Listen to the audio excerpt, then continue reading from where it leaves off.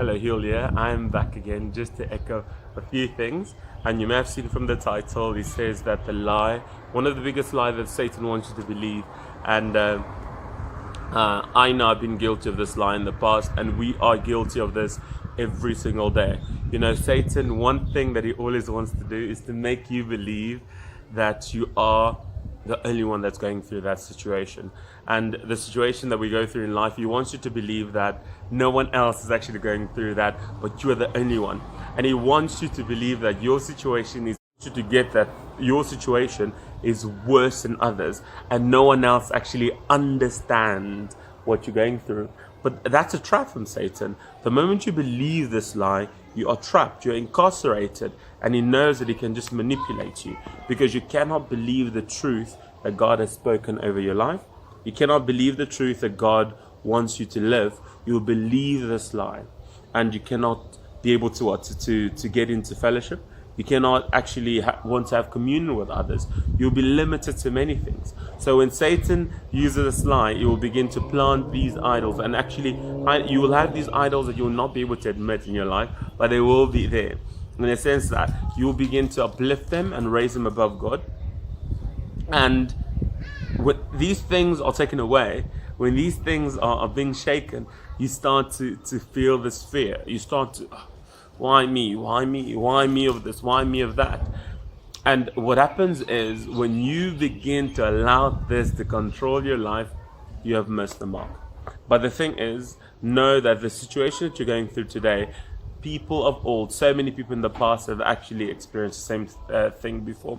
And they've gone through that and they actually made it through with God being at the center of it. So remember today that whatever you're encountering today, it may be depression, maybe anxiety, maybe family problems, it may be job losses, it may be financial problems.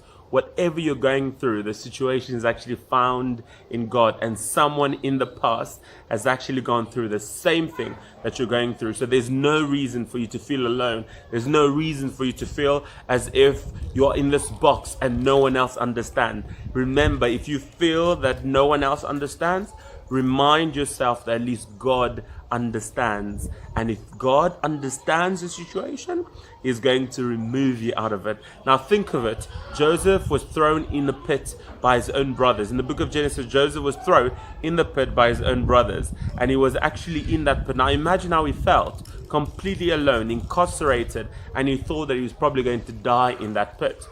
But to believe that God has a plan for your life, you will know that someone will come and take you out of that pit. God will probably use your same brothers to come and take you out of that pit and sell you to what?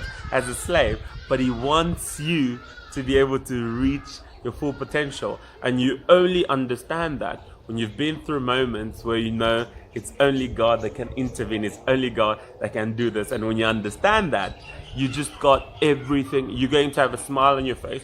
You're going to be happy. Right. So remember, the life that we live, as much as we want to be happy, we need to seek to be more holy than being happy, because it's not happiness in life that just takes you to heaven. Is living a life that glorifies God. So that should be your aspiration. That should be what you live for. And remember, Jesus Christ is in control of your matter, and He's actually looking out for your best interest. So He understands. When you think I don't understand, when you think your husband doesn't understand, when you think your friends doesn't understand, your parents doesn't understand, remember that Jesus understands, and that is more than good enough. Have yourself a marvelous day. Enjoy the rest of your day. Whether it's at night that you're watching this, remember that Jesus Christ understands you. So be happy. Keep well. Bye bye. Yeah.